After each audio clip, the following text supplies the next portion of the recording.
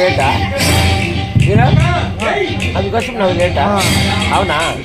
చెప్పిందే చెప్పినా 5 పాటలు అయిపోయారంటే ఒక పాట పాడి ఒక పాట పాడిన 5 పాటలు పాడిపోయినా అన్నే అయితే ఓకే.